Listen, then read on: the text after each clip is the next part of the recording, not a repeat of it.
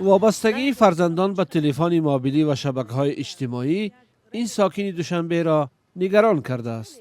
استفاده از معیار زیاد به اندیشه او به اخلاق و تربیت کودکان تاثیر بد خواهد گذاشت. گذشته است این 10 سال پیش با قبول قانون والدان را وظیفه دار کرده بودند که فرزندانشان را در شبکه‌های اجتماعی نظارت کنند. ایرا چه خیلی محدود میکنند. ایرا با فکر من خیلی قینه اوزی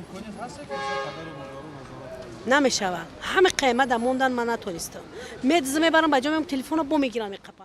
برخورد مقامات هم در مورد استفاده کودکان از شبکه‌های اجتماعی جدی‌تر شده است. سال گذشته دلناز احمدزاده وکیل پارلمان تاجیکستان پیشنهاد کرد که دسترسی نورسان تا 14 ساله به شبکه‌های اجتماعی پورا منع کرده شود. وکیل همچنین پیشنهاد کرده بود که نورسان 14-17 ساله تنها با اجازت خطی والدین از شبکه‌های اجتماعی استفاده برند.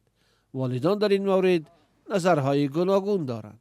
آخینا وقتی کودک‌ها را میگیرن 1 ساعت 2 ساعت با تلفن آواره میشوند و کی وقتی خوندن میشه با وقتی خوابشون میشوند. هر خیل میشوه مقصد شبکه‌ای هست که فایده رسان است. مقصد برای درس یگان تجربه کاری یگان بیزنس با هست جایش که نالازم است. تاثیرات‌های سخت داره که تاثیرات چی؟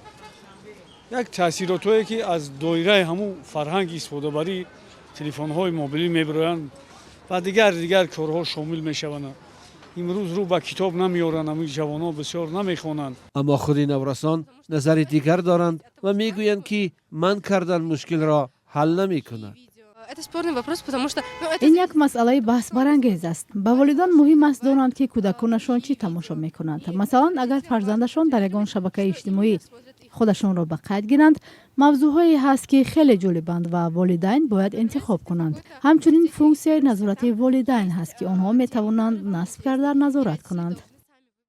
کارشناسان نیز منع کردن شبکه‌های اجتماعی را برای نورسان راه حل مشکل نمی‌دانند.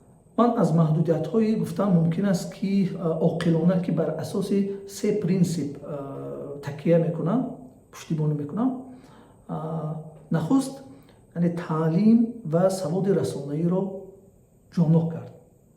به نورسان تعلیم دادن طرز درست استفاده بی‌خطر اینترنت را آموزاند، نظر به آن که محدود کرد.